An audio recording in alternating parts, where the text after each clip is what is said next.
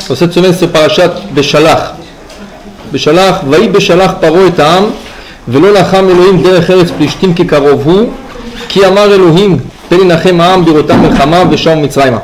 Alors, chaque fois qu'il dit le mot Vaïhi, Vaïhi, ça veut dire un malheur qui est raconté dans la Parasha, quelque chose de mauvais qui s'est passé dans la Parasha. Et voilà Paro qui a envoyé le peuple. Et Akadosh Baruch Hu qui ne voulait pas les emmener en route directe vers Israël par la terre de Pelishtim. Pourquoi? Parce que c'était trop proche, et là il y aura, c'est sûr qu'il y aura une guerre, et s'il y aura une guerre, c'est sûr que le peuple retournera en Égypte. Alors Akadosh Baruch Hu a préféré faire un grand détour afin qu'ils n'auront pas faire tout de suite une guerre contre Pelishtim et se regretter de leur sortie. Alors Vaïhi, quel est le malheur? Alors le Midrash se pose la question, qui c'est qui a dit Vaï? Vaï, ça veut dire malheur. Qui c'est qui l'a dit? Alors le sens simple de ce verset, c'est Paro. Il est en train de perdre 3 millions d'ouvriers, 3 millions de personnes qui quittent l'Égypte. Et voilà, il dit Vaï, dommage pour ces gens qui ont quitté. Et c'est pas, le Midrash nous dit, c'est pas rien qu'il a perdu des ouvriers. Il vient de réaliser que ces ouvriers, c'est des hommes saints. C'est des hommes qui vont maintenant recevoir la Torah. Alors il vient de réaliser qu'il a asservi de gens qui auraient pu lui donner une beracha dans son pays. Et maintenant il va perdre toute cette beracha qui part de son pays. Et d'ailleurs son pays était complètement détruit. Il n'y avait rien resté, toutes les 10 plaies ont tout détruit. Alors Paro qui a dit Vaï. Mais le Midrash nous dit aussi qu'il est possible aussi que Moshe Rabbeinu a dit Vaï. Moshe Rabbeinu qui a regretté cette sortie. Pourquoi? Parce que Paro il a accompagné le peuple.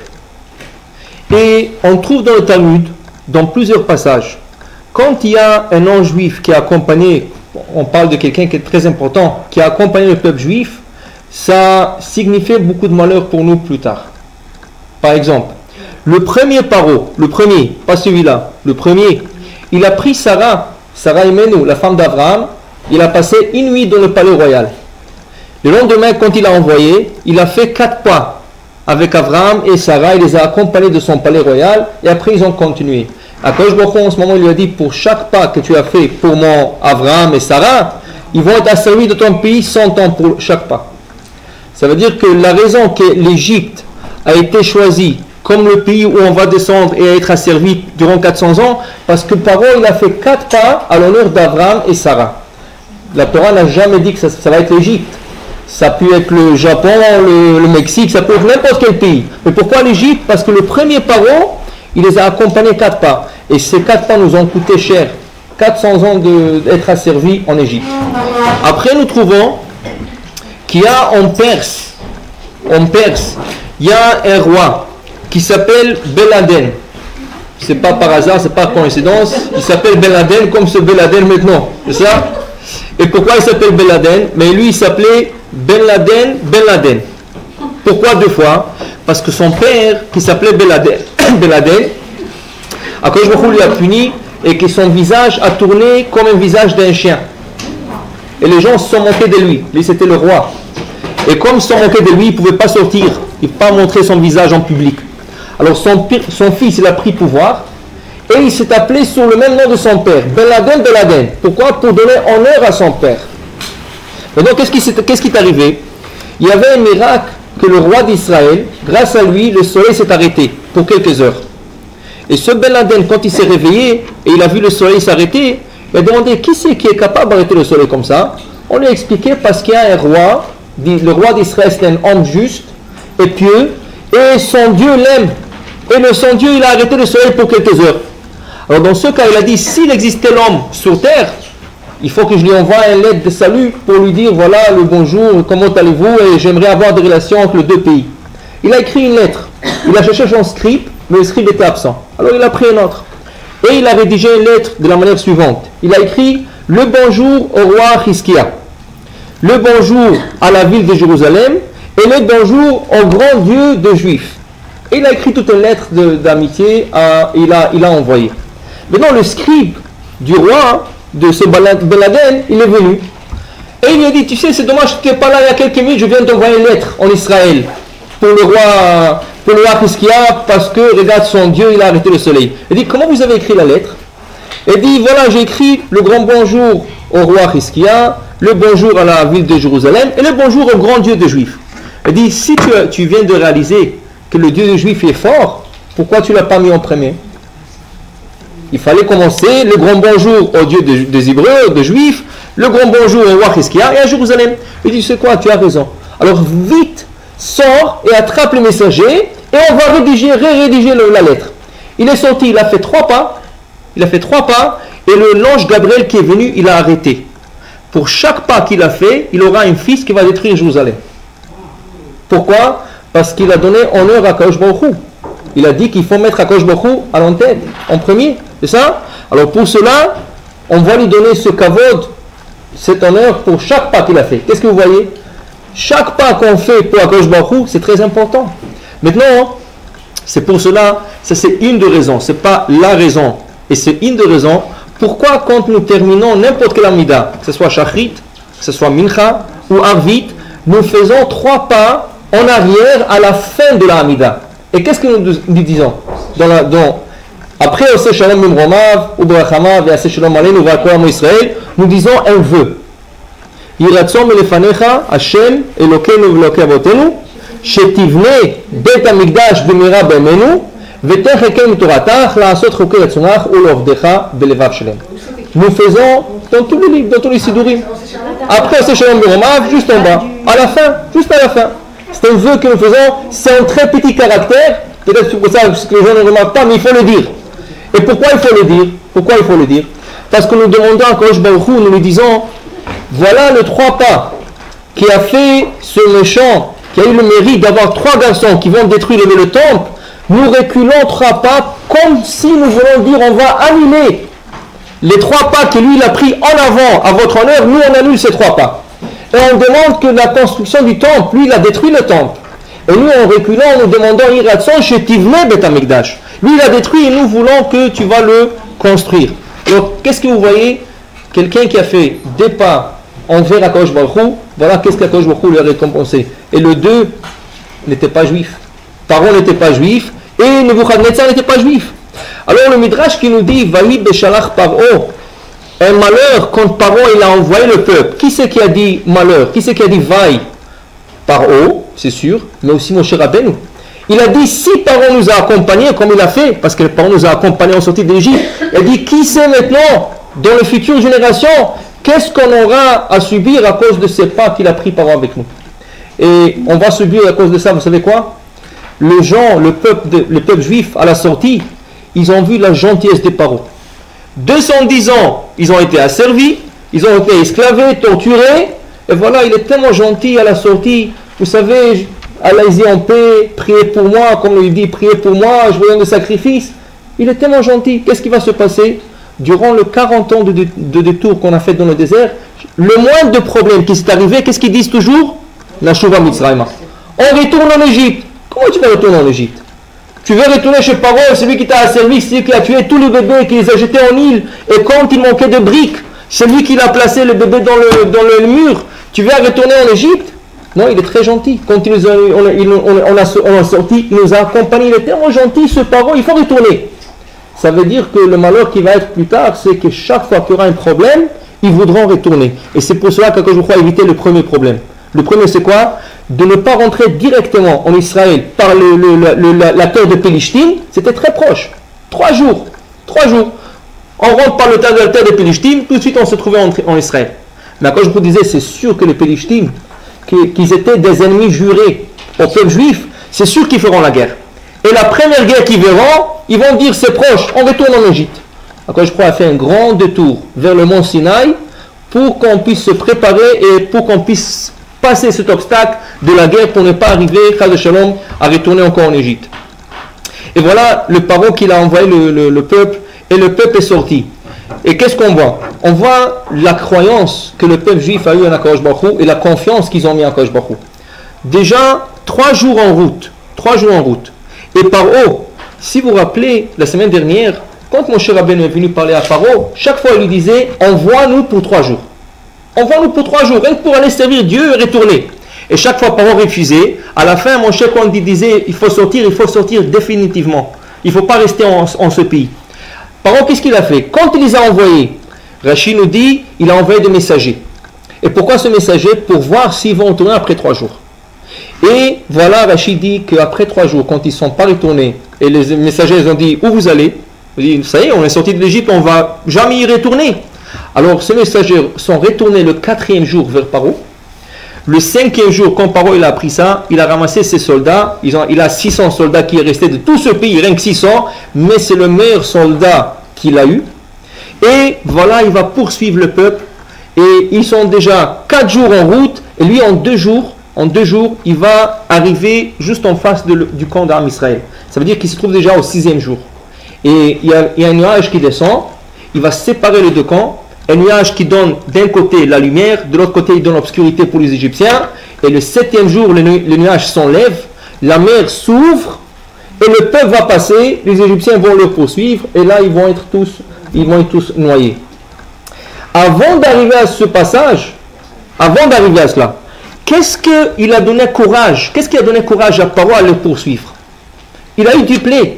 Il était déjà mentalement fini. Il ne pouvait plus voir le peuple juif. Il les a renvoyés. Qu'est-ce qui lui a donné courage? La Torah nous dit qu'est-ce qui lui a donné courage? Akadosh Baruch Hu qu'il a trompé. Comment il a trompé? Il a demandé au peuple, au 3e jour, de faire un demi-tour. Et arriver devant une idole qui s'appelle Pi-Achirot. C'est une idole. Et Rachid nous dit c'est le seul idole qui est resté de tous les idoles de l'Égypte. Quand Akadosh Baruch Hu a passé dans la 10e plaie de Bechorot, le premier-né qui ont été frappés, il a exterminé tous les idoles. Et Rachid nous dit, tout ce qui était en métal, toute idole qui était en métal, que ce soit en cuivre, que ce soit en argent, que ce soit en or, ils ont fondu. Tous les idoles qui étaient en bois, ils sont cassés. Il n'y a aucune idole qui est restée en Égypte. Maintenant, il restait un seul. Et celui-là qui s'appelait Pi-Achirot, qui était 3 jours de chemin de l'Égypte. Et après, je les a dit, vous êtes 3 jours déjà plus loin de l'Égypte, je vous demande de faire un demi-tour et retourner.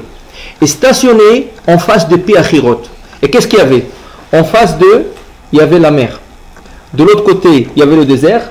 De l'autre côté, il y avait l'idole. De l'autre côté, il y avait Paro qui les a poursuivis. Et pourquoi ils ont poursuivis? Il dit pourquoi ils ont fait un demi-tour? Ça veut dire qu'ils se sont trompés dans la route et ils regrettent. Et maintenant, c'est ma chance d'aller le poursuivre et le ramener en Égypte. Ça veut dire qu'Akadosh Baruch Hu l'a trompé. Pourquoi? Il a laissé une seule idole et Paro pensait que c'est son idole qui a trompé les Juifs. Et c'est son idole qui a fait qu'ils ne pourront plus avancer après le 3e jour. Alors il a dit c'est ma chance. Et il a pris la chance. Mais qu'est-ce qui va arriver? Quand il va arriver devant la mer, comme on a dit, la mer va s'ouvrir, les Juifs vont passer et les Égyptiens vont être noyés. Mais la chose est que seul Paro qui va être sauvé. Tous les 600 soldats sont noyés et Paro c'est le seul qui va être sauvé. Et nous le disons dans la prière du matin.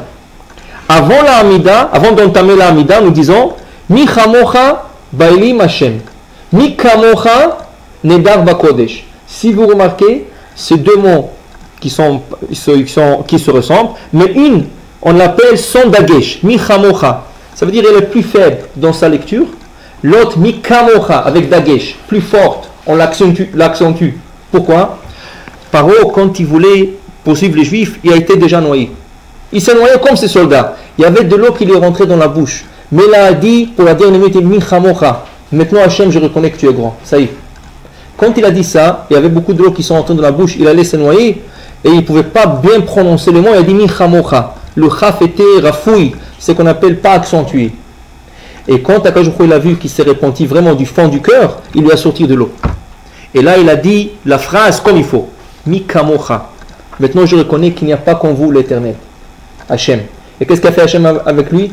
Il lui a donné une longue vie de 400 ans et lui a nommé le roi de Ninive, le pays le plus grand au monde à l'époque. C'est le plus grand pays à l'époque au monde. Et on dit qu'il y avait 120 000 personnes. C'était le plus grand pays. Et il était le roi pour 400 ans. Pourquoi? Parce que la dernière minute, quand il était en train de se noyer, il a reconnu qu'il y a Akadosh Baruch Hu. Mais le reste de ces soldats, ils se sont tous noyés dans la mer.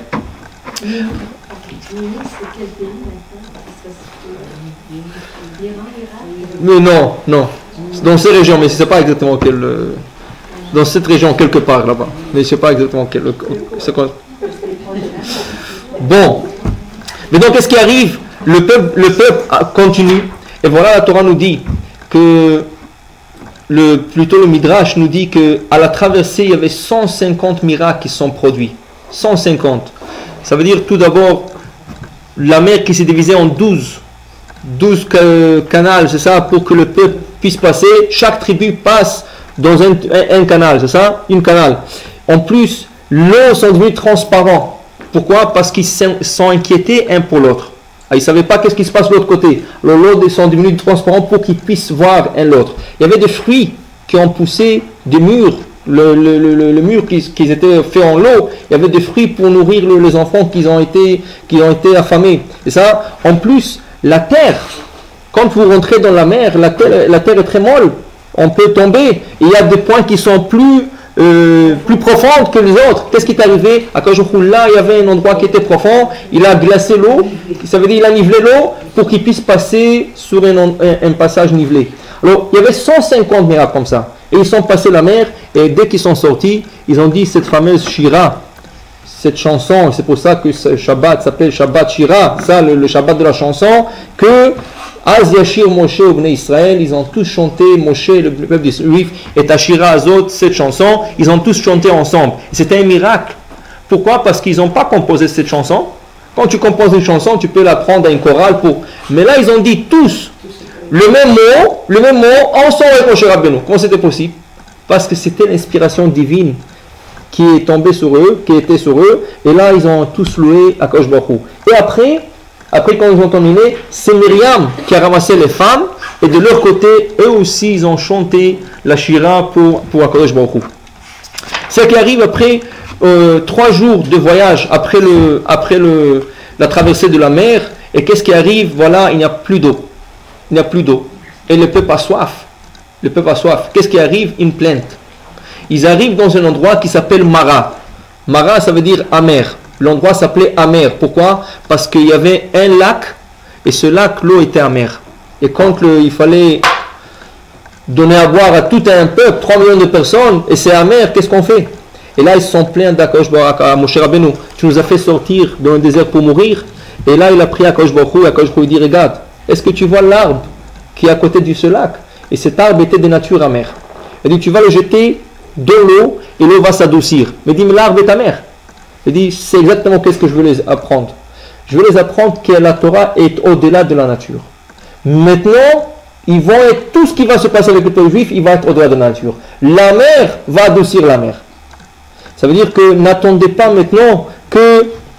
qu'il y aura des choses qui vont se passer d'une manière naturelle. Tout ce qui va se passer avec vous, en rien avant, jusqu'à la réception de la Torah, va être au-delà de la nature. Et c'est vrai, quand il a fait tomber l'arbre, l'eau s'est adoucie. Et Akadosh Baruch Hu lui apprend une leçon. Il dit, voilà, Imshamua Tishma, si vous allez écouter la Torah, chaque fois que vous allez écouter la Torah, il dit, Kola Machala, toute maladie que j'ai mis en Égypte, jamais tombera sur vous, qui ani Hashem Rofecha, car je suis l'Éternel, votre guérisseur. Ça veut dire qu'Akadosh Baruch Hu les a dit, rien avant, il ne faut jamais se plaindre, il faut toujours avoir confiance en Akadosh Baruch Hu, et vous allez voir des grands miracles. Ça, c'est un des petits miracles qu'Akadosh Baruch Hu a pu faire dans le désert, d'adoucir un lac. Il y aura beaucoup plus grands miracles qui vont se passer plus tard. Après cela, on a de l'eau, mais il manque le pain. Ils n'ont pas pris les provisions. Tout ce qu'ils ont pris avec eux, c'est la matzah. La matzah, ce n'est pas suffisant. Et là, le peuple qui demande à manger, il se plaint encore pour manger. Et Akadosh Baruch Hu qui répond à Moshe Rabbeinu, il n'y a pas de problème. Je leur donnerai le pain céleste, qui veut dire le pain que les anges mangent au ciel, c'est ça le pain qu'ils vont manger. Et là, il a donné la paracha de la manne. Cette paracha, il est très conseillé de la lire demain. Cette paracha, rien que de la manne. Pourquoi? Parce que c'est une ségoula le parnassa. On dit que ça se lit une fois par année. Une fois par année, demain. Demain parce que c'est mardi. Et tout celui qui veut faire une bonne affaire, il faut la faire le mardi. Le mardi, c'est toujours réussi. Par Man Kitov. Parce que dans la création, quand Akadosh Baruch Hu a créé le monde, c'est écrit 2 fois Kitov, Kitov. Alors la Gemara conseille, celui qui veut commencer une nouvelle affaire, il faut la commencer le mardi. Il y en a qui se marient mardi. Il y en a qui se marient, mais il faut se marier lundi soir. Parce que si on se marie mardi, c'est à moins qu'ils vont se marier en été en jour. C'est ça, s'ils se marient en été en jour, c'est bon. C'est ça, Yom Shlishi, c'est le jour ou le lundi soir. Non, C'est Béchalach, mais la portion de la manne. Là où Akadosh annonce que la manne va tomber jusqu'à la fin, qui nous dit combien était la portion de manne, c'était 1 kg 500 ou 600 grammes, c'est ça? Quel numéro? Ça commence par le chapitre 16, verset 4, et ça va jusqu'à chapitre 17, le début du chapitre 17. Vous pouvez lire en français aussi. Bon, alors là, Akadosh Baruch Hu, il dit à Moshe Rabbeinu qu'il n'y a aucun problème. Il va leur nourrir aussi avec le pain céleste. Ce pain qui va tomber du ciel, et c'est le pain que les anges, Malachi Asharet, les gens serviteurs, mangent au ciel. C'est ça? Mais non, il y a des critères pour avoir ce pain. Et un des critères, c'est que ce pain descend par la portion du jour. On n'a pas le droit de le laisser pour le lendemain. Pourquoi? Pour montrer la confiance en Akadosh Baruch Hu qui nous donne la portion du jour à manger. Rabbi Shimon Bar Yochai nous explique ça dans le Talmud. Il dit, c'est comme un prince que son père lui a donné une bourse d'argent. On va dire, il lui a donné $1 million pour l'année. Qu'est-ce qui est arrivé? Lui, tant qu'il avait de l'argent, il ne s'est jamais dérangé d'appeler son père, ni de voir son père. Toute l'année, il n'a pas vu son père. L'année d'après, il est venu chez son père, papa, j'ai besoin de l'argent. Il dit, mais tu t'es toute l'année. Parce que tu avais de l'argent. Il dit, maintenant, je te donne rien que $1000. Il dit, que ça veut dire $1000? Qu'est-ce que c'est rien que pour un jour? C'est exactement. C'est pour un jour, demain tu vas venir me voir, tu vas recevoir encore $1000. Et chaque jour, je te donnerai $1000. Pour dire qu'Akadosh Baruch Hu, il voulait que le juif prie chaque jour. S'ils auraient donné la manne, qui était possible pour Akadosh Baruch Hu, pour toute la semaine, ils n'auraient pas prié toute la semaine. C'est pour ça qu'il est très important de prier chaque jour. Comme on a besoin de manger, on a besoin aussi de prier chaque jour, parce que la parnassa de la personne est décrétée chaque jour de nouveau, pour qu'on puisse avoir ce contact avec Akadosh Baruch Hu. La plus grande malédiction du serpent, le serpent qui a été maudit le jour de Bereshit, le 6e jour de Bereshit, c'était quoi? Qu'Akadosh Baruch Hu lui a donné sa parnassa jusqu'à la fin de temps. Il lui a dit, tout ce que tu mangeras goûtera comme la poussière. C'est une bonne bénédiction cela. Parce que n'importe ce qu'il mange, c'est la poussière. Alors autant manger n'importe quoi. Il trouve toujours son pain. Mais la malédiction là-dedans est que le serpent ne prie jamais. Akadosh Baruch Hu dit, prends tout ce que tu veux, mais je vais jamais entendre ta prière. Je te donne ta parnassa, laisse-moi tranquille. Et de ne couper le contact avec Akadosh Baruch Hu, c'est la malédiction la plus grande que le serpent a pu avoir. Qui veut dire que quand quelqu'un renouvelle son contact chaque jour, c'est ça qu'Akadosh Baruch Hu veut. Il veut qu'on prie chaque jour. Et c'est pour ça que la portion de manne tombait exacte pour le jour, petit ou grand, c'était la mesure d'une challah. 1 kg 666, c'est ça? Et c'est la mesure quand la femme pétrit son challah, elle doit enlever le bout, le petit morceau de la trouma, c'est de là-bas que ça vient. Parce que la manne, quand elle tombait dans la portion du homer, qu'on appelle le homer, ce homer était à cette mesure. Et c'est là il fallait prélever les kohanim, après on va prélever, mais c'est de là que ça vient cette mesure de la challah, de cette mesure de homer qui a été donnée au peuple juif.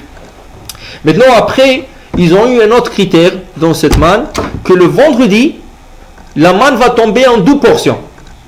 Pourquoi? Parce que Shabbat, on ne peut pas sortir, on ne peut pas transporter Shabbat. Alors vendredi, la portion de vendredi soir, qui est le kiddush de vendredi soir, et la portion du samedi matin. C'est ça? Et il y en a qui disent aussi la portion du Souda Shlishit, parce qu'il faut faire 3 repas. Alors ils ont trouvé toutes les portions de Shabbat le vendredi matin. Maintenant, Akadosh Baruch Hu Moshe les a dit, écoutez, il ne faut pas sortir dans le champ le Shabbat parce que c'est interdit. Il y avait 2 hommes qui étaient contre Moshe Rabbeinu depuis l'Égypte, depuis qu'ils ont quitté l'Égypte, c'était Datan et Aviram. Qu'est-ce qu'ils ont fait? Ils ont pris leur portion de manne, ils l'ont dispersée dans le désert. Et là, ils ont appelé tout le peuple voir comment est-ce qu'il y a la manne qui est tombée Shabbat et que Moshe Rabbeinu c'était menteur. Maintenant, le temps ils ont eu à disperser leur portion de manne, et le temps qu'ils ont eu d'aller chercher le peuple d'Israël, il y avait des oiseaux qui sont venus, ils ont mangé toute la manne. Et quand Datan va virer emmener le peuple sont venus voir, ils n'ont rien trouvé. Alors là, ils se sont trouvés, eux, le menteur. Et à cause de cela, regardez, on a parlé déjà la semaine dernière de cela, Akadosh Baruch Hu paye même aux animaux leur récompense. Puisque c'est eux qui ont sauvé le nom de Moshe Rabbeinu, il a donné que chaque année, dans ce Shabbat Béchalach, quand on lit de cette histoire, il faut leur donner leur nourriture le vendredi. Ça veut dire que même ceux-là qui n'ont pas l'habitude de leur donner le pain à manger, alors les Ashkénazes surtout, ils ont très fort comme coutume, ils préparent à manger des grains ou n'importe quoi, et ils le préparent le vendredi, et ils le mettent ça pour les oiseaux. Parce que maintenant c'est la période d'hiver, c'est très difficile pour eux de trouver à manger. Mais comme eux, ils sont venus en secours de mon cher Rabbeinu, à quoi je vous dis, il faut leur donner à manger. Shabbat, on ne peut pas leur donner à manger, parce que c'est Shabbat. On ne peut pas donner Shabbat, parce que c'est transporté. Alors qu'est-ce qu'on fait? On leur donne la veille de Shabbat, qui est le vendredi. Et là, ça s'appelle Shabbat Shira. Et on sort des grains ou de n'importe quoi pour que les oiseaux puissent manger parce qu'ils ont aidé mon cher Rabbeinu. La terrasse en arrière, c'est pas chez nous? Oui, c'est chez vous. Alors on ne transporte pas sur le poste dessus? Où ça non. Oui, il y a deux choses. Il y a le transport et en plus, on n'a pas le droit de donner à manger à un animal qui ne dépend pas de nous. Par exemple, si vous avez des poissons, ils dépendent de vous. Ils n'ont pas où aller. Si quelqu'un a un chien, il dépend de vous. Il n'a pas où aller. C'est ça? Mais s'il y a un animal étranger, par exemple un chien de dehors ou n'importe qui, vous n'avez pas le droit de donner, même si ce n'est pas un transport. Il y a l'interdiction de Chachamim de ne pas donner à manger à des animaux qui ne comptent pas sur vous. Mais les oiseaux comptent sur vous parce qu'ils n'ont pas où aller. Même sur le balcon? Même sur le balcon.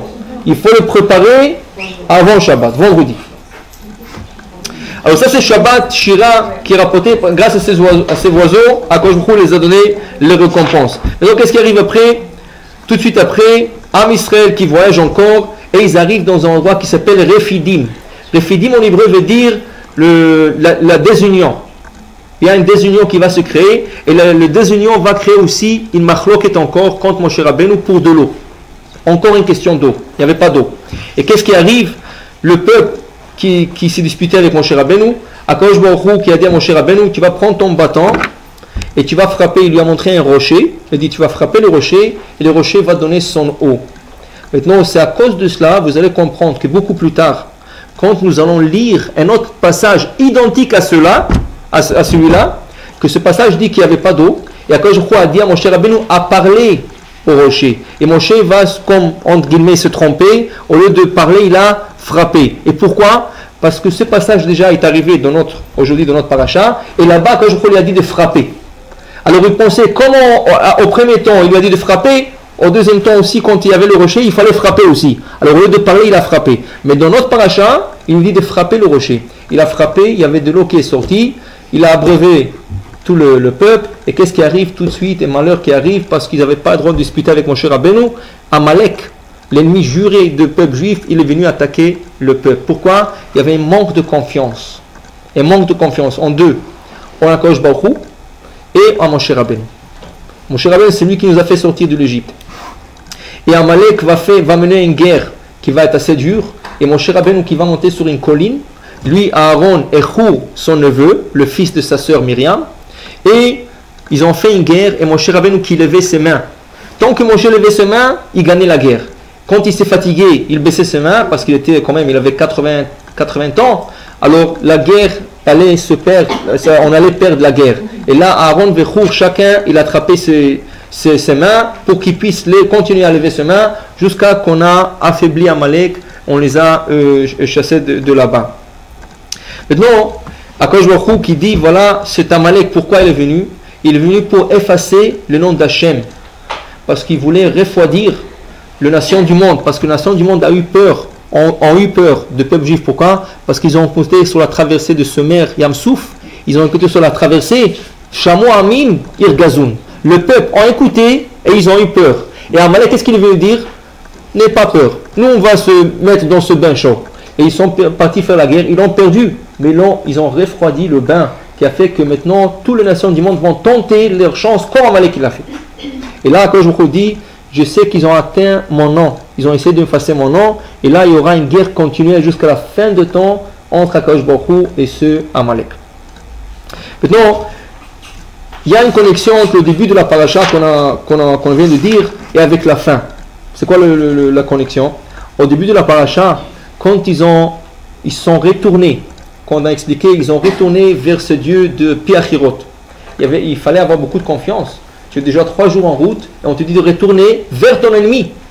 Dans un endroit qui est très dangereux, il n'y a pas où se sauver. Tu as la mer en face, tu as l'ennemi en arrière, tu as le désert et tu as la Avodah Zara qui est de ton côté. Où tu vas aller? Il fallait avoir beaucoup de confiance en Moshe Rabbeinu et en Akadosh Baruch Hu.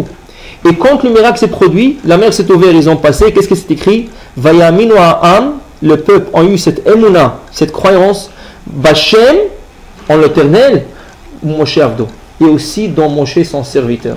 Qui veut dire que tout notre judaïsme est basé sur deux choses. La croyance en Dieu, il faut croire en Dieu, mais aussi Moshe Avdo, Moshe son serviteur. Et ça c'est en d'autres mots, le Talmud le définit, Emunat Chachamim. La Emuna dans nos sages chez Moshe Rabbeinu, Abraham, Yitzhak et Yaakov, toute la lignée Aaron, tout cela, le Yoshua Binoun, Anshet Nestagedola, toute cette lignée de Chachamim qu'on avait, ça c'est Vayaminu Bashem, il faut avoir l'Emuna en Hashem, mais aussi Moshe Avdo. Et vous allez comprendre tout de suite pourquoi il est important d'avoir cette Emuna en Moshe Rabbeinu, ou toutes les Chachamim qui sont venus après Moshe Rabbeinu. Alors, on dit que voilà, le premier qui a eu cette émouna, c'est Yitzhak Avinu. Pourquoi Yitzhak Avinu? Yitzhak Avinu, son père, c'était Abraham. C'est lui qui a diffusé au monde cette croyance en Akadosh Baruch Hu, le monothéisme, en un seul Dieu, c'est ça? Et quel est le travail le plus dur pour Abraham Avinu? C'est les idoles il s'est battu contre toute la nation du monde et tous les gens au monde pour les idoles, mais la avoda la plus grande qui existait, l'idolâtrie la plus grande qui existait en son époque, c'était les gens sacrifiaient leurs enfants à des idoles. Alors une fois par année, ils prenaient un enfant et les brûlaient dans le feu pour leurs idoles. Et Abraham, il a eu à se battre contre cela. Et quelle est la chose la plus difficile? Qu'Abraham Avinu, après qu'il arrive à un certain âge, et après toutes les luttes qu'il a menées sur tout le monde, qu'est-ce qui arrive? À quoi je lui donne le même commandement? Prends ton fils, ton aimé, c'est ça, unique, Yitzhak, et va le sacrifier. Ça a demandé beaucoup de croyances à Akadosh Baruch Hu. Lui, toute sa vie, Akadosh Baruch Hu a dit d'aller contre ça, et à la fin de sa vie, il lui dit prends ton fils préféré Isaac, et surtout que Yitzhak, c'était la seule descendance d'Abraham. S'il meurt, il n'y a plus de continuité pour le peuple juif.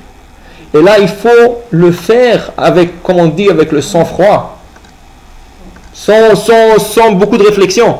Et quand Abraham commence à le faire, il y a le Satan qui vient l'empêcher. Il dit, ça va pas? Toute ta vie tu t'es battu contre cela, maintenant tu le fais, ça veut dire que c'est Dieu, c'est pas vrai. En plus il dit, tu n'auras plus de continuité. Abraham lui dit, malgré cela, il a continué, et il a mis son fils sur l'autel pour l'égorger, jusqu'à que l'ange, à la dernière minute, quand il allait mettre le couteau, il dit, arrête-toi, voilà, tu as passé l'épreuve, c'était une épreuve. Mais comment on appelle cette histoire qui t'est passée? On l'appelle Akedat Yitzhak. Pourquoi on ne l'appelle pas Akedat Abraham? C'est Abraham qui allait le faire. C'est Abraham qui était dans le dilemme d'égorger son fils et il fallait l'appeler Akedat Abraham. On dit non, Akedat Yitzhak. Et on dit que l'épreuve de Yitzhak est plus grand qu'Abraham dans ce cas. Pourquoi? Comment? Oui, il pouvait objecter, mais Abraham aussi. C'était contre l'enseignement qu'il a enseigné toute sa vie. Alors il fallait qu'il dise, alors c'est pas vrai, tout ce que j'ai appris dans ma vie, c'est pas vrai. Vous savez pourquoi c'est plus grand, Yitzhak? Abraham a vu nous parler toujours directement avec Akadosh Baruch Hu. Tout ce qu'Akadosh Baruch Hu te dit, il faut que tu fasses. Même si tu dis contre, il a dit un jour blanc, un jour tu dis ça c'est blanc, demain il va te dire c'est noir. Si Akadosh Baruch Hu te parle, il y a de questions, il n'y a pas de questions. Mais Yitzhak, c'est pas Akadosh Baruch Hu qui lui a parlé, c'est son père. Et son père, toute sa vie, il a vu son père suivre un chemin. Et voilà, un jour, son père lui dit, tu sais, tout ceux-là qui abattent leurs enfants, ils tuent leurs enfants, c'est faux, c'est faux, c'est faux. À la fin, il lui dit, je vais te prendre comme sacrifice. C'est pas que je crois qu'il a parlé, c'est son père. Il fallait qu'il dise à son père, tu sais quoi, alors tout ce que tu m'as dit de toute ma vie, c'est, tu avais tort. Je ne crois plus à ce que tu m'as enseigné. Et quand même, il a écouté son père. Comment on appelle ça? Emuna de Chachamim. La Emuna dans Chachamim, le Chacham c'était Abraham, c'était le sage de la génération. C'est pas que je crois qu'il a parlé Yitzhak. Abraham c'était simple, pourquoi il fallait qu'il écoute? Parce qu'il parlait directement avec Dieu. Quand Dieu te parle, il n'y a pas le choix, il faut le faire, il faut suivre à la lettre. Mais quand un Chacham te dit, et ça va à l'encontre de ta pensée, c'est là que tu trouves ta croyance en épreuve.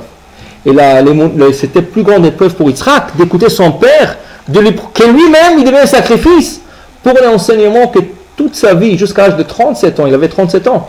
37 ans, son père lui a dit que c'est faux, et voilà, il lui dit à la fin, c'est toi qui vas être comme sacrifice. Ça, c'est une grande émouna chachamim. D'écouter son père malgré qu'il croyait que c'est pas vrai. Maintenant, on trouve aussi que Rabbi Akiva, vous savez que Rabbi Akiva, à l'âge de 120 ans, malheureusement, il a passé ses derniers jours en prison. Et c'était un de 10 grands sages qui ont été tués et assassinés par les Romains. Rabbi Akiva, qui était en prison, qui passait ses derniers jours dans la prison, il avait un élève, Rabbi Yoshua. Et cet élève venait chaque jour visiter son maître et apprendre aussi de son maître. Qu'est-ce qui est arrivé une fois? Ils ont changé le gardien de la prison. Et celui-là, le deuxième, était méchant. Et Rabbi Yoshua avait la coutume d'amener à son père chaque jour, et à son maître chaque jour, un morceau de pain avec un verre d'eau. Quand il est rentré cette fois, et ils ont changé le gardien, il a dit: où tu vas avec cela? Il dit: je vais visiter mon maître parce que je viens chaque jour ici. Il dit: mais celui-là, il est vieux, il a 120 ans, il n'a pas besoin de tout ça. Il a pris le pain, il a coupé en deux, il a jeté le morceau. Il a pris le verre, il a jeté à moitié, il a donné un moitié de verre d'eau, ça lui suffit. Il n'a pas besoin de plus que ça. Quand Rabbi Yoshua est rentré chez son maître, il a commencé à pleurer. Il dit: pourquoi tu pleures? Il dit: regarde ce rachat, ce mécran, qu'est-ce qu'il t'a fait? Il dit: j'ai pas besoin vraiment, mais j'ai pas besoin de plus que ça. Pas besoin, je suis rassasié. Et la chose qui a étonné Rabbi Yoshua est que Rabbi Akiva, il a pris le verre d'eau, la moitié de verre d'eau, il a fait netila avec. 3 fois sur la main droite, 3 fois sur la main gauche, et il s'est assis, il a fait un motzi. Là, il a commencé vraiment à pleurer. Il dit: pourquoi tu pleures maintenant? Il dit: comment? Tu n'as pas laissé de l'eau pour boire? Qu'est-ce que tu vas boire? Il dit: j'ai pas besoin de boire. Je préfère de mourir de soif dans ce monde et de ne pas mourir par mes amis dans l'autre monde. Tu veux dire quoi? Qui c'est qui a instauré Netilat Yadayim? Qui c'est qui a instauré? Nos rabbins, Chachamim, Shlomo Amelech, son tribunal, Chachamim, c'est eux qui ont instauré tout cela. Il dit: si je ne ferais pas la Netilat pour le pain, quand je monterai en haut, il y aura tous les tribunaux qui vont s'asseoir et me juger. Qu'est-ce que je veux de ça? Il vaut mieux écouter le Chachamim, qu'est-ce qu'ils disent? Ils vont faire à la lettre. Et la soif, ils vont même mourir de soif dans ce monde. Il a préféré d'ici, la Gemara tire un enseignement, il est préféré d'écouter le Chachamim, même si ça va lui coûter peut-être sa vie.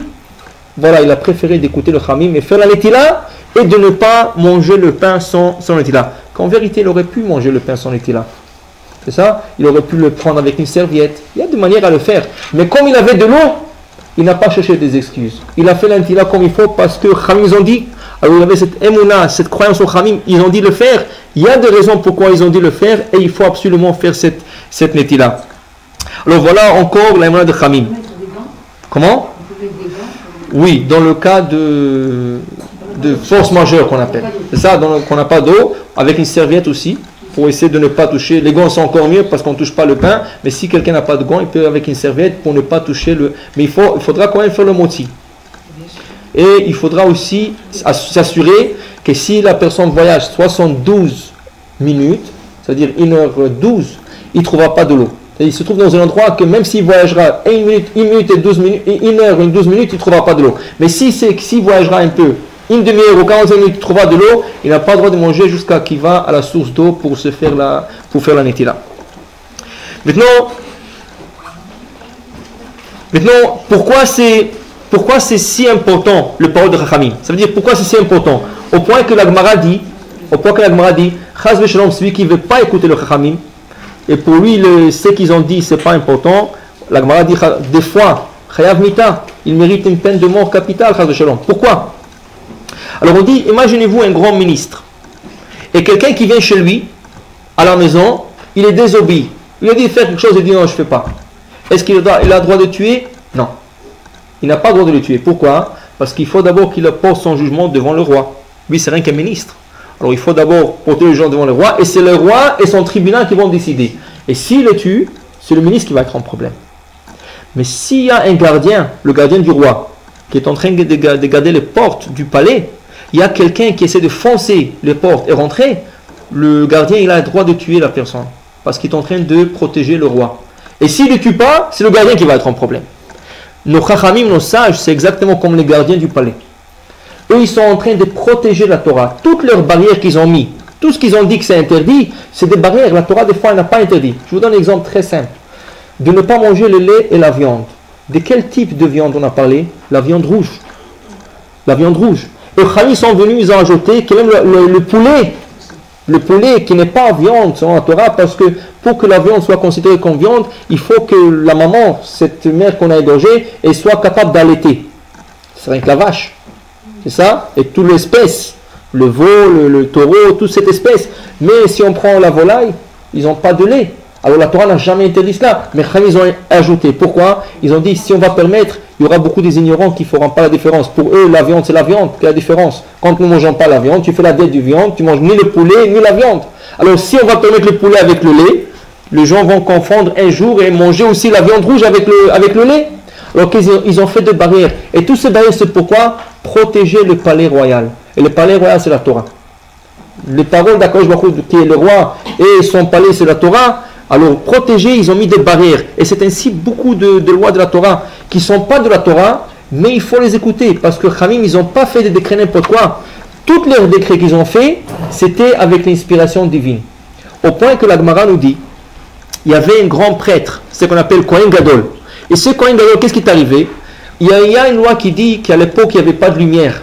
Les gens utilisaient de petites... non, pas de lanterne, il y avait comme une bougie avec de l'eau, l'huile et la mèche.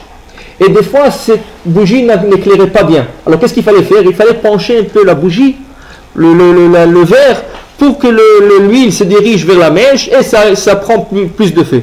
Shabbat, il est interdit de lire un livre à côté de telle bougie. Pourquoi? Afin que si la bougie ne va pas bien éclairer, il y a un risque que la personne voudra pencher la bougie, et là c'est comme si tu avais allumé le feu Shabbat. Il y avait un grand Kohen Gadol, qui s'appelait Rabbi Ishmael Kohen Gadol, c'était un grand sadique. Lui disait, c'est pas pour lui. Ces décrets qu'ils ont fait Chachamim, c'est pour les gens simples, pour les ignorants, qui font pas attention, c'est pas pour lui. Et le premier Shabbat qu'il a sorti un livre pour lire à côté de cette bougie, il a penché la bougie. Et là il a dit, combien grands sont les paroles de Chachamim quand ils ont décrété pour tout le monde, du plus petit au plus grand. Ils n'ont pas fait différence parce que n'importe qui n'écoute pas le parole de Chachamim, il peut tomber dans le piège. Et quand ils ont fait un décret, ils ne l'ont pas inventé. C'est Akadosh Baruch Hu qui était d'accord avec eux. Et voilà 3 décrets qui ont été faits par Moshe Rabbeinu et Akadosh Baruch Hu les a acceptés. Moshe Rabbeinu, quand on était devant le mont Sinaï, on va le lire la semaine prochaine, et on était prêt, en 2 semaines, pardon, et on était prêt à recevoir la Torah. Moshe Rabbeinu a dit, vous allez vous préparer 2 jours. Vous allez préparer des préparations de 2 jours, et ensuite vous allez recevoir la Torah. Quand Moshe Rabbeinu nous a transmis la loi, il a dit, vous allez vous préparer 3 jours. La Akadosh n'a pas dit 3, il a dit 2.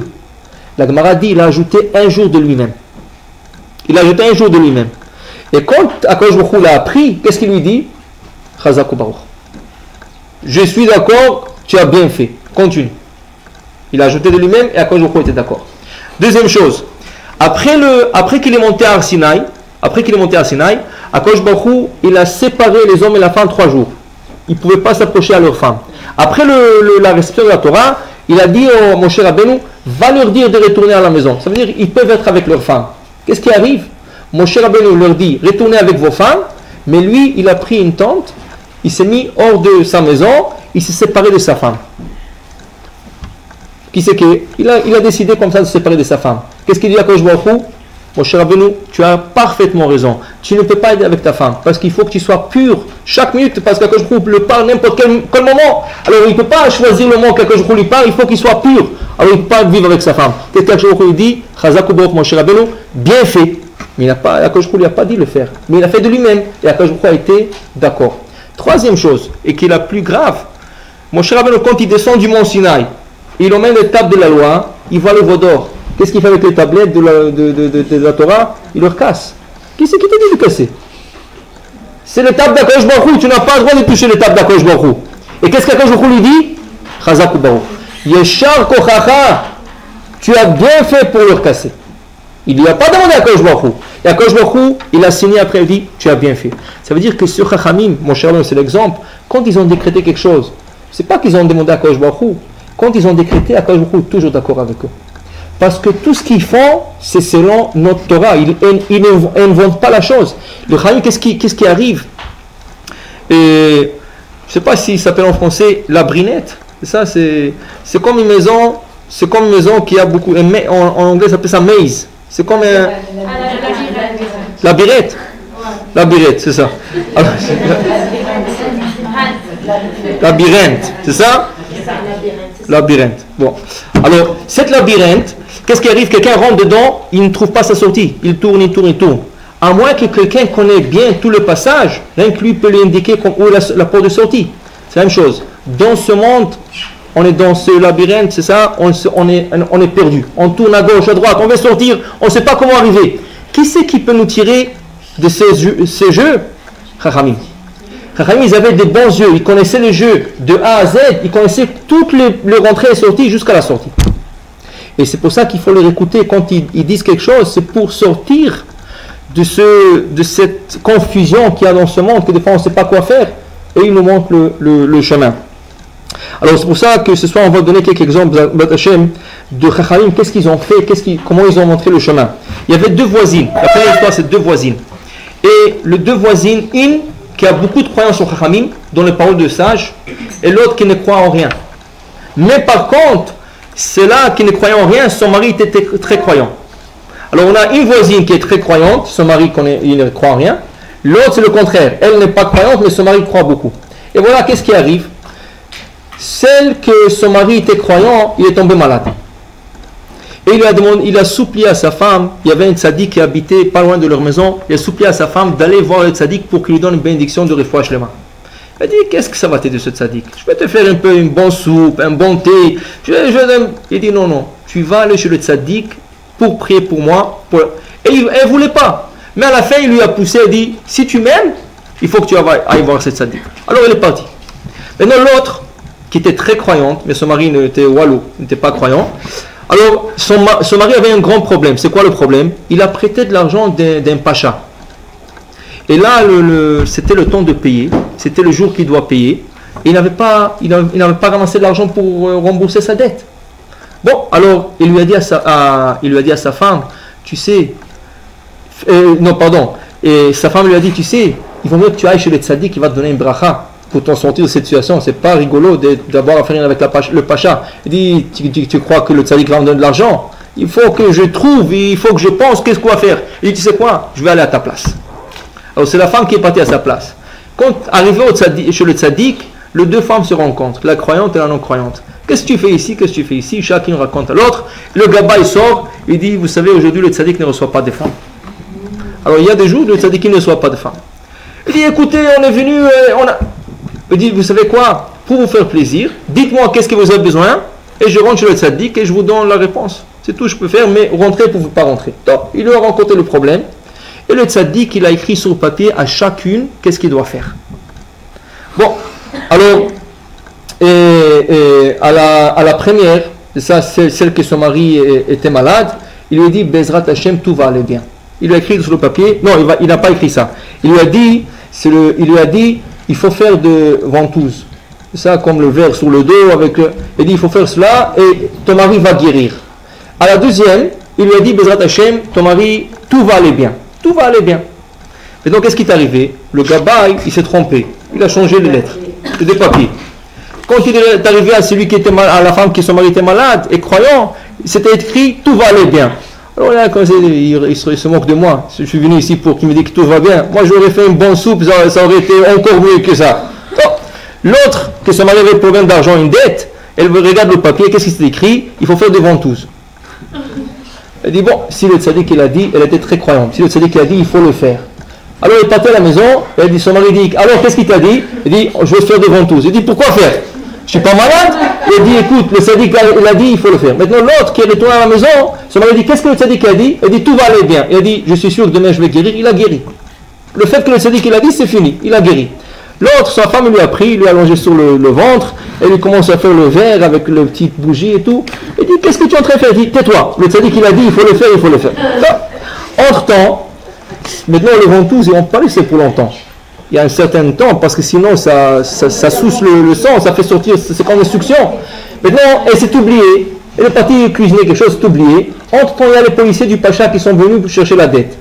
Quand ils sont frappés sur la porte, il s'est rappelé de son mari. Quand il est arrivé à son mari, il coulait du sang, parce qu'il a oublié. Et les policiers qui ont vu ça, ils ont dit, bon, nous on a eu l'ordre de l'emmener chez le Pacha. Il dit, mais il coule du sang. Il dit, comme ça on va l'emmener. Il l'emmenait tout cool, il coulait du sang, il l'emmenait comme ça. Maintenant, lui, quand il était devant le Pacha, il dit, qu'est-ce qui est arrivé?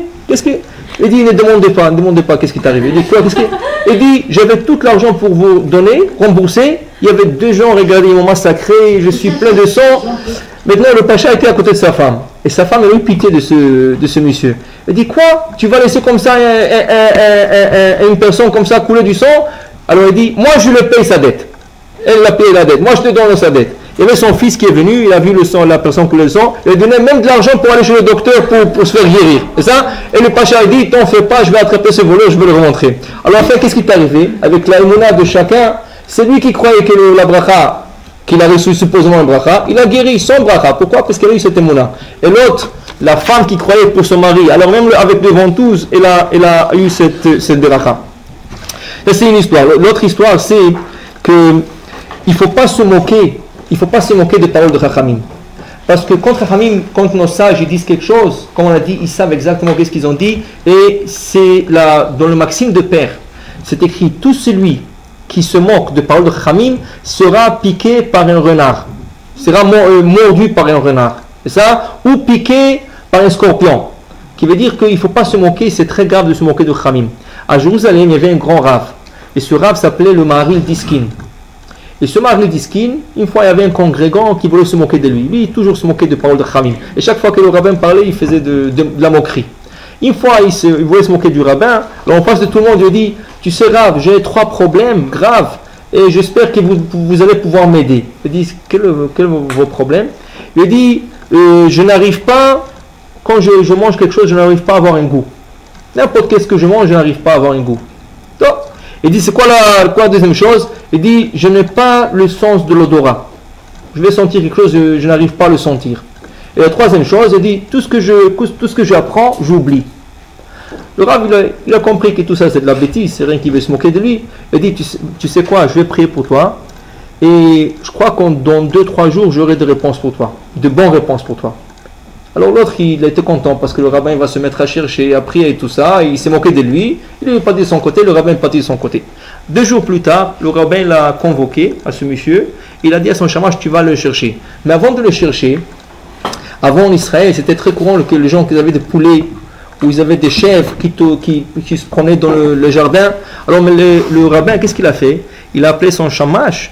Il a dit, tu vas prendre les excréments de chèvres et tu vas me préparer des gâteaux. Tu vas le prendre de chocolat, tu vas mettre un peu de noix à coco râpé et tout ça, et tu vas le faire bien comme il faut, et tu vas l'appeler cette personne. Donc, il a appelé, il a dit, vous avez des réponses pour moi? Et je lui ai dit, j'ai toutes les réponses pour vous.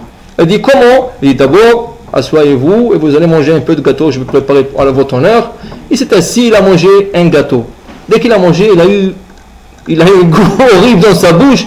Il dit, quel goût? Il dit, voilà, votre premier problème est déjà arrangé, vous avez déjà un goût. C'est mauvais, mais vous goûtez déjà. Après, il dit, quelle odeur? Il dit, voilà, votre deuxième problème est déjà arrangé aussi. Après, il lui dit, le troisième aussi est arrangé. Il dit, comment? Il dit, je suis sûr que vous allez rappeler à tout jamais ce que je vous ai fait maintenant. Pour dire que, voilà, il voulait se moquer du rave, et c'est le rave qui s'est moqué de lui. Pour dire que voilà, il pique, quand il pique, c'est comme du scorpion et comme le renard qui mord. Maintenant, dans la Torah, nous trouvons par exemple, dans la croyance de Chaim, qu'on a dit, Vayaminu Bashem Moshe Avdo, par exemple, une histoire, c'est le Tzemar Tzedek. Le Tzemar Tzedek était un grand sadique, c'est ça, un des rabbins du mouvement Lubavitch. Une fois dans sa ville, il y avait une personne qui était gravement malade. Et ils ont dit qu'il a un trou dans le poumon. Il a un trou dans le poumon et le docteur lui a donné quelques mois pour vivre. Et c'est vrai, Maintenant, lui, qu'il était vraiment dans tous ses états, il est parti avoir le Rav pour lui donner un bracha. Le Rav a dit, comment il est le trou? Il lui a expliqué exactement l'histoire. Il lui dit, vous savez quoi? Vous voulez vivre longtemps? Pliez vos bagages et allez-y habiter en Israël, à la ville de Tzfat. Il a dit, pourquoi? Il dit, ne demandez pas de questions. Si vous avez la confiance, allez-y là-bas, vous allez avoir une longue vie. Il lui a dit à sa femme, écoute, si tu m'aimes, tu veux jouer une longue vie, on plie le bagage, on va à Tzfat. Tout de suite, ils ont déménagé à Tzfat. Et bon, Hachem, il a vécu comme ça 20 ans. 20 ans de plus. Tous les élèves, ils ont dit au Rav, quoi, vous êtes prophète? Qu'est-ce que... Le Rav était vraiment un grand prophète et tout, mais comment il savait? Il a dit, c'est simple. Quand il m'a expliqué le trou qu'il avait dans le poumon, je me suis rappelé que dans le Shulchan Aruch, ça parle d'un poulet qui a ce trou dans le poumon. Et selon le Shulchan Aruch, ce poulet est consommable, il est kasher. Mais selon le Rama, qui est l'opinion ashkénaze, ce poulet on le considère comme terefa, non consommable. Pourquoi? Parce que ce poulet ne vit pas plus qu'un an, et tout ce qui ne peut pas passer l'année, il est considéré terefa, non consommable. Alors il dit, je lui ai conseillé de se mélanger à Tzfat. Qui c'est qui habite à Tzfat? Rabbi Yosef Karo, l'auteur du Shulchan Aruch Sefarad. Il dit, si tu déménages là-bas, et selon son décret dans le Shulchan Aruch c'est kasher, le poulet pourra vivre plus longtemps, c'est sûr que toi aussi tu pourras vivre plus longtemps. Pourquoi? Parce que le tzaddik, quand il décrète quelque chose, ce décret reste au ciel. Et là-bas, là où il a vécu ce tzaddik, le Rabbi Yosef Karo, le Maran Bet Yosef, j'étais sûr qu'il aura une longue vie, c'est comme ça. Il a vécu plus que 20 ans. Pourquoi? Parce qu'on a la émouna de Chachamim. Quand tu crois dans les paroles de Chachamim, voilà. Quand le Bet Yosef, le Shran dit quelque chose, c'est comme ça qu'il faut l'accepter et c'est comme ça que ça marche. Pour dire que ça c'est la émouna de Chachamim. Pourquoi? Quand on croit dans nos sages, dans le grand tzadikim, quand ils disent quelque chose, on le prend à la lettre, sans essayer de détourner ou le prendre comme nous voulons. C'est un décret qu'ils font. Et si c'est un décret, ça va être accepté au ciel, comme si Akadosh Baruch Hu, comme Akadosh Baruch Hu qui était d'accord avec Moshe Rabbeinu pour les 3 choses qu'il lui a pas dit de faire, il a fait, il a été d'accord. C'est comme ça tous les tzadikim, quand ils décrètent quelque chose, Akadosh Baruch Hu est d'accord avec eux. Dans le Talmud, il est rapporté un autre passage très intéressant. C'est écrit que à propos d'une femme, c'est la Gemara est en train de discuter une femme qui perd sa virginité. Mais quel âge? S'il le perd avant 3 ans, elle le regagnera plus tard. Et va une fille qui est vierge, elle aura tout comme il faut. Mais s'il le perd après 3 ans, comment? Par exemple, Rivka et Menou, elle est tombée du chameau, elle a perdu sa virginité. Ça peut arriver n'importe quelle femme. Dans ce cas, après 3 ans, ça ne revient jamais. Maintenant, la Gemara, elle a un problème suivant. Vous savez que cette année, c'était une année bissextile. Ça veut dire qu'on a Adar et Adar. Qu'est-ce qui arrive si une fille de 3 ans, elle atteint son anniversaire Adar? Et normalement, Adar, c'est la fin de l'année. Notre début d'année, c'est Nissan. Et elle atteint la fin de Adar, ça veut dire qu'il a déjà 3 ans. Mais à la dernière minute, Chachamim, ils ont décidé de faire une année bissextile. Ça veut dire ajouter 1 mois en plus dans l'année. Et cette fille, elle a perdu sa virginité. Si ce serait une année normale, elle n'aurait jamais gagné sa virginité. Mais puisqu'ils ont ajouté 1 mois en plus, qu'est-ce qui arrive? La Gemara nous dit une promesse que cette fille aura encore sa virginité. Pourquoi? Parce que l'année n'est pas terminée. Quand ils font Adar et Adar, ça veut dire que l'année n'est pas terminée. C'est pas rien qu'un mois comme ça qu'ils ont ajouté. C'est Akadosh Baruch Hu qui change toute la nature par rapport au calendrier qui a été fixé par nos sages. Pour dire que quand ils disent quelque chose, Hamim, ils contrôlent la nature. Ils contrôlent tout. Tout est contrôlé par nos sages. Il faut toujours croire qu'est-ce qu'ils disent parce que tout est à la lettre. Ils n'ont pas inventé des choses. Par exemple, une des exemples la plus courante qui est apportée dans le Shulchan Aruch, que beaucoup de gens avaient du mal à l'accepter, mais après ils ont vu que tout ce que ils ont dit que c'est vrai. C'est la question du lait trait par un non-juif. Et le Shulchan Aruch dit qu'il ne faut pas le consommer. Pourquoi? Parce qu'il y a un risque qui mélange dedans le lait du chameau et le lait du porc. C'est ça? Comment? C'est ça la discussion qu'il y a. S'il n'y a pas de chameau. Alors plusieurs fois, une bonne question. Plusieurs fois, il y avait des gens qui allaient dans des endroits où il n'y avait pas, oui, vous ne croyez pas, mais c'est comme ça que c'était. Pourquoi? Parce que c'est moins cher. Comment? Non, moi je me demandais pour le porc, je ne savais pas qu'il avait du lait. C'est vrai. On peut le prendre ou son lait ou... Non mais après j'ai réalisé que... Il a du lait, il y a aussi la glycérine, la graisse. C'est un bon préservatif. Et je vais vous dire tout de suite qu'est-ce qu'on peut faire avec. Maintenant, qu'est-ce qui arrive? Il y a beaucoup de gens qui sont voyagés dans des fermes, dans des endroits où il n'y avait pas de chameau, il n'y avait pas de porc, il n'y avait pas de ces animaux. Et ils ont bu, ils sont permis de boire le lait. Maintenant, surtout, c'était quoi? C'était café au lait. Café au lait. Café au lait. C'est ça? Une fois, il y avait un motel que des gens venaient de très loin pour boire le café au lait dans ce motel. Et ça, c'était peut-être Second Cup ou Starbucks, c'est ça? Starbucks ou Second Cup, c'est ça. Bon, et les gens venaient de partout. Et le café avait un goût extraordinaire. Alors il y avait un groupe de quelques juifs qui sont arrivés à cet endroit aussi. Pas pour ça, mais ils étaient là-bas. Alors ils ont dit, on va acheter les cafés au lait. Mais un qui a objecté a dit non, On n'a pas le droit d'acheter. Il dit, regarde, il n'y a pas ni de porc, ni de chameau. Qu'est-ce que tu crois qu'ils vont mettre ici? Il dit, si ils ont dit, il ne faut pas boire, on ne va pas le boire. Eux, ils ont bu, lui, il n'a pas bu. Alors lui, ça lui a travaillé. Il a commencé à faire une investigation. Pourquoi ce café est si bon? À l'époque, il n'y avait pas le Folgers ou le Toaster Choice ou décaféiné avec cappuccino. Il n'y avait pas tout ça. Le café, c'était café normal. Alors il dit, qu'est-ce qui attire les gens vers ce café? Qu'est-ce qu'il y a dans ce café? Il a commencé à faire une petite investigation. Il s'est amitié avec le propriétaire. Il dit, dis-moi, comment ça se fait que ton café est si bon? Et le lait, surtout le lait, est très bon. Il dit, c'est pas du vrai lait. Il dit, oui, non, qu'est-ce que c'est? Il dit, lui, il va à l'abattoir une fois par semaine. Il achète des os. De tout et il le moud. C'est ça, il est en train de le moudre. Et après, il fait une poudre, et il a fait comme du lait, et il le met dans son café. Quand il est parti le raconter à eux, ça avait un bon goût. Ça avait un bon goût. Quand il est parti à dire à ses amis, il dit voilà, il n'y avait pas de chameau, il n'y avait pas de porc, mais voilà qu'est-ce que vous avez bu.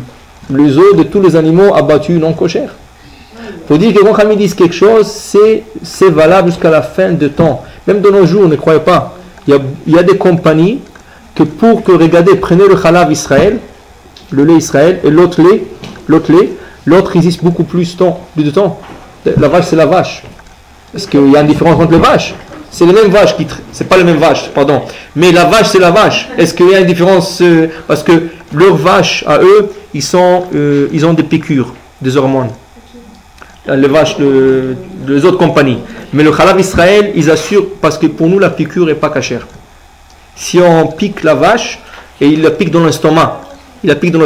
Pourquoi? La raison simple, ça lui donne des hormones, et ça lui fait un petit trou dans l'estomac, pour que l'air qui se ramasse dans l'estomac puisse se dégager. Plus que l'air se dégage, plus de lait qu'elle produit, cette vache. Mais non, le lait, c'est le lait. Alors pour nous, d'abord, la piqûre n'est pas valable. Et même, quand ils ne font pas de piqûre, qu'est-ce qui fait que leur lait tient plus de temps que notre lait?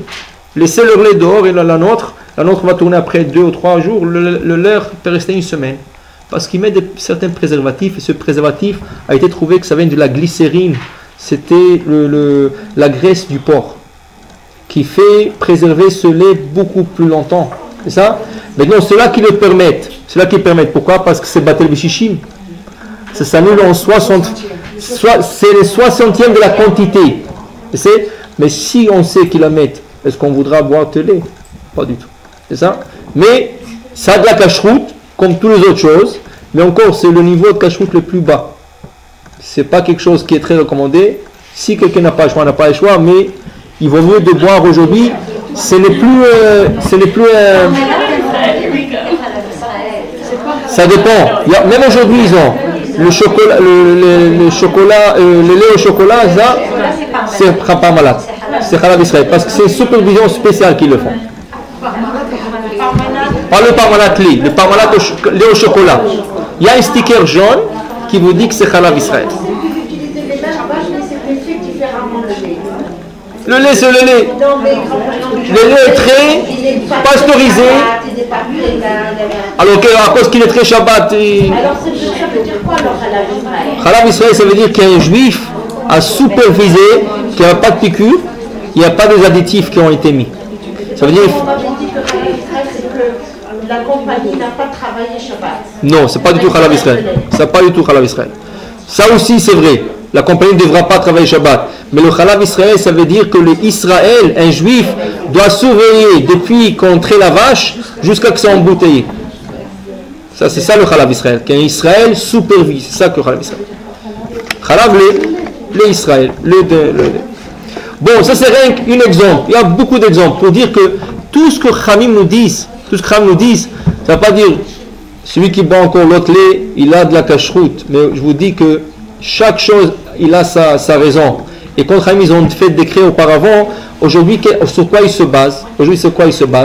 Il y a un Rav Moshe Feinstein Zatzal qu'on lui a expliqué que selon le gouvernement canadien, le gouvernement américain, ça, si la compagnie s'attrape, mettre des additifs, ça, ils ont une grande amende. Et ça, Ils vont fermer, mais ils ne ferment pas. Ils leur donnent comme 50 000 $ ou 100 000 $, ça dépend. La première fois, c'est 20 000 $, après c'est 30 000. Et qu'est-ce qui arrive alors quand on a dit ça au Rav? Il a dit alors, dans ce cas, aucune des compagnies sera intéressée qu'on lui donne cette amende. Alors il a permis même des Khalav dans Israël. Mais après, quand on lui a dit que quand il y a des ingrédients qui sont moins que 2%, la compagnie n'est pas obligée de le déclarer. Alors là, il a dit non. Alors dans ce cas, il ne faut pas le boire. Il ne faut pas le boire. Pour dire qu'il y a beaucoup de choses dans la manufacture de choses qu'ils mettent des choses qui sont moins que 2% et c'est même pas écrit. Alors même si vous cherchez, vous n'allez pas le trouver. Vous n'allez pas trouver que c'est écrit. C'est ça? Mais c'est quand même, ça reste là-bas et le preuve est, mettez le 2 lait dehors, vous allez voir la différence. Le halal, ça veut dire qu'il n'y a pas de ces 2% cachés. Le halal Israël, il est pur. Il est trait de la vache, pasteurisé, embouteillé, envoyé dans le magasin. C'est tout. Et d'ailleurs, en États-Unis, c'est très fort.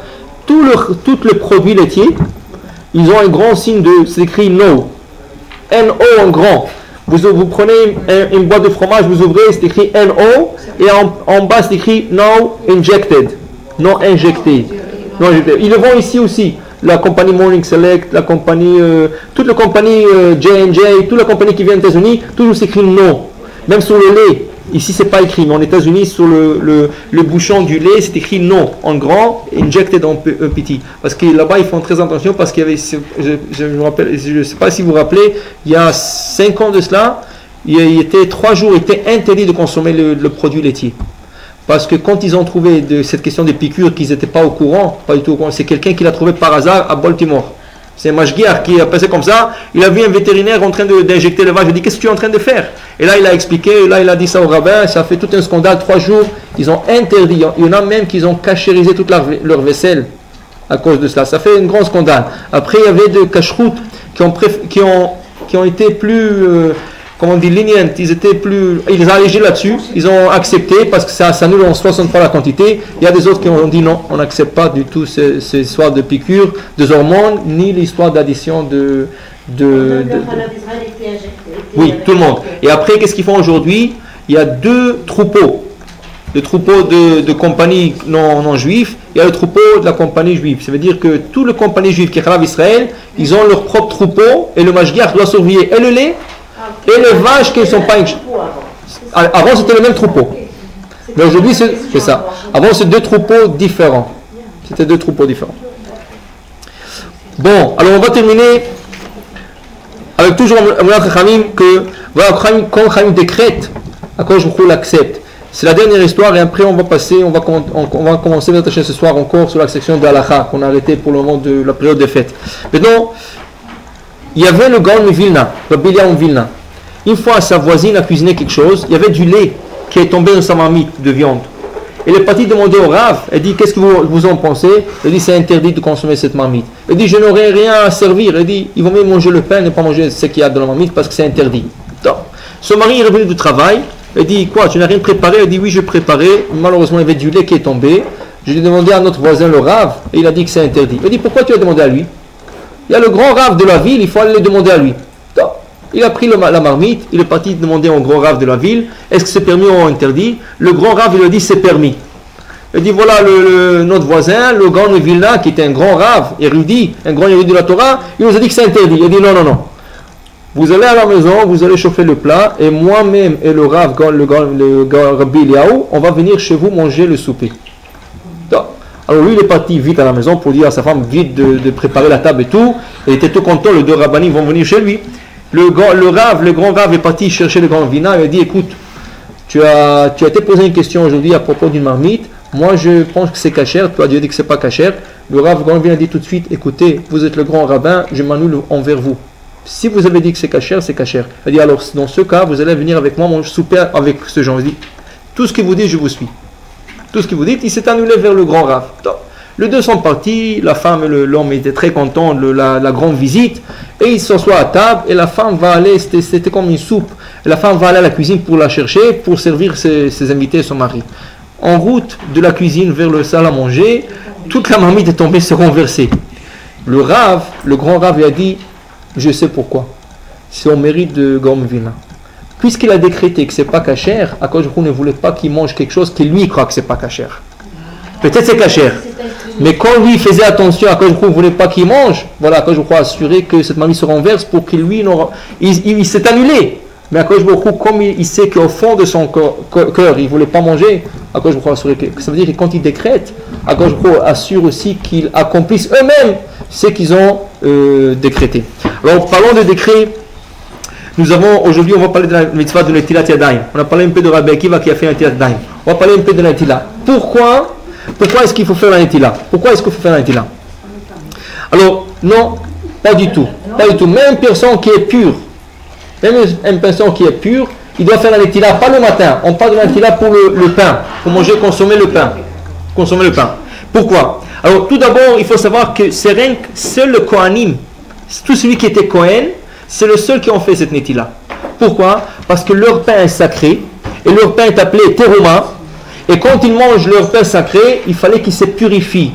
Ils plutôt sanctifient. Alors il fallait qu'ils fassent une Netilat. Comment c'était la Netilat? 3 fois sur la main droite et 3 fois sur la main gauche. C'est ça? Ou selon les Ashkenaz, c'est 2 fois et 2 fois. Et a posteriori, si on n'a pas beaucoup de l'eau, il suffit d'avoir 1 fois et 1 fois. Si vous n'avez pas beaucoup d'eau. Et en 2 fois, vous allez couvrir les 2 mains, ça veut dire 1 fois sur la main droite et ça couvre tout le poignet de la main. Et 1 fois sur la main gauche et ça couvre tout le poignet de la main, c'est valable et vous pouvez faire même la beracha. Nous le faisons 3 fois pour assurer que tout le poignet a été couvert. C'est comme quand vous allez tremper la vaisselle dans le mikvé de vaisselle. En vérité, il suffit de tremper la vaisselle 1 fois. Chaque ustensile 1 fois. On le trempe 3 fois. Mais ça, c'est par mesure de précaution. En cas où, que la première fois, quand j'ai trompé, pas tout l'ustensile qui s'est couvert avec de l'eau, je le trompe une 2e fois et une 3e fois, c'est sûr qu'il a été tout couvert. Mais celui qui n'a pas le temps, il est pressé, il a beaucoup, il peut se contenter en se trempant sa vaisselle 1 fois chaque ustensile, c'est plus que suffisant. Maintenant, c'est les Kohanim seuls qui faisaient cette Netilat. Mais après la destruction du temple, Chachamim, ils ont décrété que tout le peuple d'Israël le fasse. Pourquoi?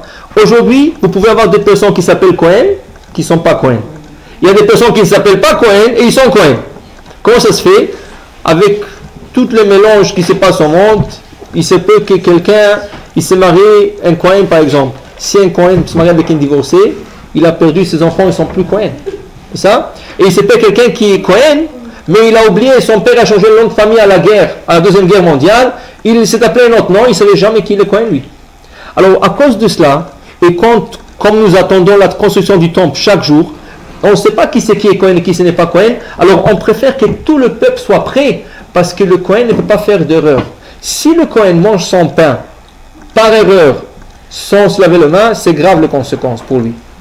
Alors, pour que tout le monde soit habitué et prêt, ils ont décrété sur tout le peuple d'Israël de se laver leurs mains quand on mange le pain. Alors, ça n'a pas de différence quand tu es Kohen ou pas Kohen. Tu es obligé de te laver. Maintenant, c'est vrai, qu'il y avait des gens à l'époque du temple qui n'étaient pas Kohen, mais quand ils mangeaient leur pain, ils ont préféré de se laver les mains pour se purifier, pour manger. Ça veut dire que se laver les mains, c'est un décret de rabbinique qui a été fait à cause de Kohanim, mais a été décrété sur tout le peuple d'Israël. Maintenant, combien de pain il fallait que le Kohen mange pour pouvoir se laver les mains? La quantité de pain, c'était 28 grammes. Qui est la mesure d'une olive à l'époque, kazaït, on appelle ça kazaït. Moins que cela, le Kohen pouvait manger son pain sans se laver la main. C'est ça? Pourquoi? Parce que c'est rien qu'à partir de kazaït, 28 grammes, que le pain peut recevoir de l'impureté. S'il est moins que kazaït, c'est quoi le suspect? Que peut-être le Kohen n'est pas propre, pur, et quand il touche son pain sacré, il va l'impurifier. Mais si c'est moins que kazaït, même s'il est impur ou pas pur, ou pas propre, il ne va pas l'impurifier son pain. Mais il y en a que par mesure ils sont plus méticuleux dans leurs actions. Qu'est-ce qu'ils font? Ils se lavent les mains pour un pain qui est moins que kazaït, mais c'est sûr qu'ils se lavent sans beracha. Maintenant, pour pouvoir réciter une beracha, une bénédiction sur la Netilat quand on mange du pain, il est absolument obligatoire de manger la mesure de 2 olives, qui est 58 grammes. C'est ça? Si on compte l'olive, c'est 58 points quelque chose. Alors c'est 29 points quelque chose. Alors c'est 28 points quelque chose. C'est 29 fois 2, c'est 58. Pour manger 58 grammes du pain, c'est là qu'on se lave les mains et on fait la bénédiction. C'est la mesure de 3/4 d'un pain pita. Le pain pita, c'est 3/4 de... c'est 70 grammes. C'est ça, 70 grammes le pain de pita. Alors dans ce cas, c'est la mesure. 3/4 de cela, c'est on se lave les mains et avec bénédiction. Mais celui qui a envie de manger rien que la moitié d'une pita, c'est ça, rien que la moitié de ce pain, 28, non, soit 35. 35, c'est 70 chacune. Alors, qu'est-ce qu'on fait? Il faut se laver les mains. Mais on ne peut pas réciter la bénédiction al netilat yadayim. Pour réciter la bénédiction, on est obligé de consommer 58 grammes. Moins que cela, comment? Oui, le Birkat Hamazon vient sur 28 grammes. Mais la netila avec bracha, on est obligé d'avoir le double de cela. Et si on a mangé moins de 28 grammes de pain, il n'y a aucun bracha à la fin. Ni à la fin ni au début. Ni à la fin. Au début, bien sûr qu'il y a. Au début, c'est un moti. Ah non, moi je parle pour... Netila, c'est quelque chose d'autre. Non. Si vous mangez, on va dire, il y a des restaurants aujourd'hui qui vous servent une petite baguette. C'est ça, une petite baguette. Très très petit, rien que pour manger avec une salade, quelque chose comme ça. La bracha, c'est un moti.